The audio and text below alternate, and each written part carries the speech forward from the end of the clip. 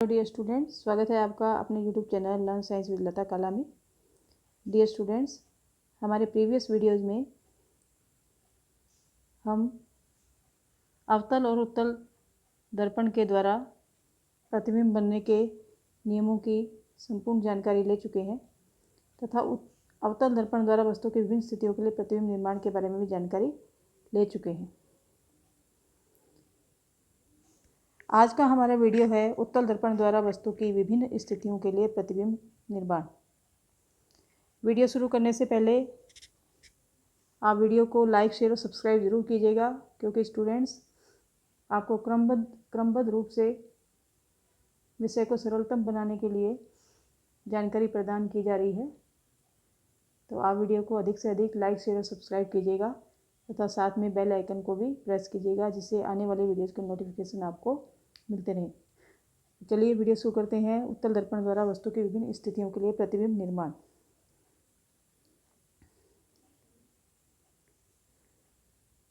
उत्तल दर्पण में हम दो स्थितियों पर विचार करेंगे, क्योंकि अधिक स्थितियां यहाँ पर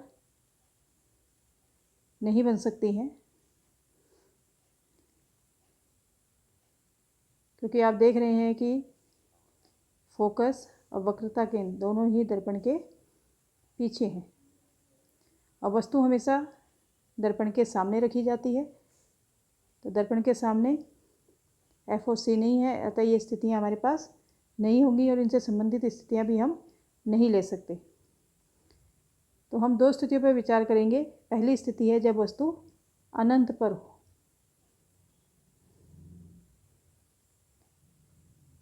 तो ये उत्तल दर्पण है, आप देख रहे हैं,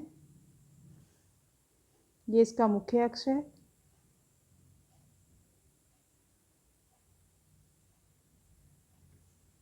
अब वस्तु है अनंत पर।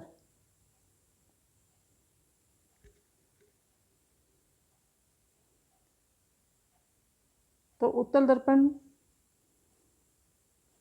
द्वारा प्रतिबिंब प्राप्त करने का पहले नियम के अनुसार क्या होगा कि जब प्रकाश की किरण मुख्य अक्ष के समानांतर, ये मुख्य अक्ष है, इसके समानांतर जब प्रकाश की किरण जाती है और दर्पण से टकराती है, तो टकराने के बाद यह यहाँ से परावर्तित होगी। लेकिन पीछे जो आपको ये बिंदु वाली लाइन दिखाई दे रही है, डॉटेड लाइन दिखाई दे रही है, ये पीछे जाके एफ पे मिलेगी, अर्थात ये आभासी है।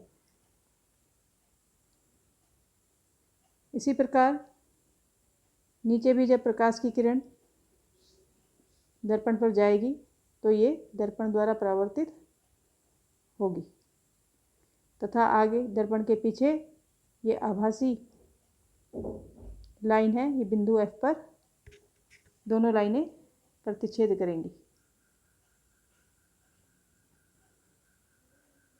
अर्थात एफ से ये आभासी रूप से बाहर आती हुई प्रतीत होंगी, क्योंकि हम जानते हैं कि जो परावर्तन होता है वो इसकी चमकदार सतह से होगा। परावर्तन तो यहीं से हो रहा है, जब दर्पण से टकरा रही है तभी हो रहा है, लेकिन पीछे जो लाइनें हैं ये इसकी आभासी लाइनें हैं, अर्थात ये यहाँ से वापस आती हुई प्रतीत होंगी।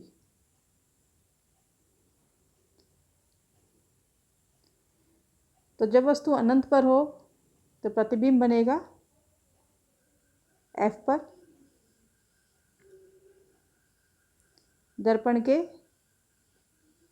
पीछे, और आप इसका साइज देख रहे हैं, अत्यंत छोटा बिंदु रूप में ये प्रतिबिंब बनेगा। प्रतिबिंब सीधा होगा तथा आभासी होगा। तो बच्चों ये बात भी याद रखने योग्य है कि जो दर्पण के सामने प्रतिबिंब बनेंगे, अर्थात जो पर्दे पर प्राप्त होते हैं, वो कौन से होते हैं? वास्तविक होते हैं। और जो पर्दे पर प्राप्त नहीं हो सकते वो कौन से होते हैं या दर्पण के पीछे बनते हैं, वो होते हैं आभासी प्रतिबिंब। तो दर्पण के पीछे सीधा और आभासी प्रतिबिंब बनेगा और बिंदु रूप में बनेगा।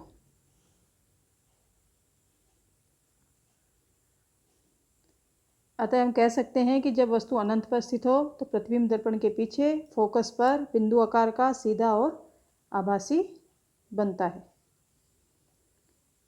अब हम दूसरी स्थिति पर चर्चा करते हैं कि जब वस्तु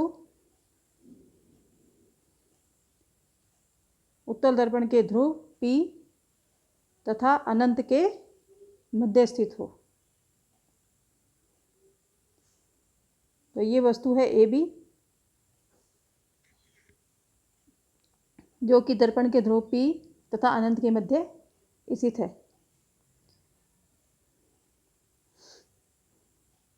तो वही उत्तल दर्पण के जो प्रतिबिंब बनाने के नियम है उसी के अनुसार पहला नियम वही कि जब प्रकाश की किरण मुख्य अक्ष के, ये मुख्य अक्ष है, इसके समानांतर गुजरती है तो वो उत्तल दर्पण के फोकस से आती हुई प्रतीत होती है।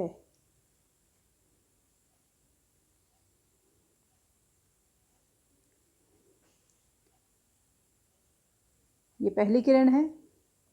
दूसरा कि जब प्रकाश की किरण दर्पण के वक्रता केंद्र से गुजरती है तो वो उसी पथ पर वापस लौट जाती है। तो इधर से ये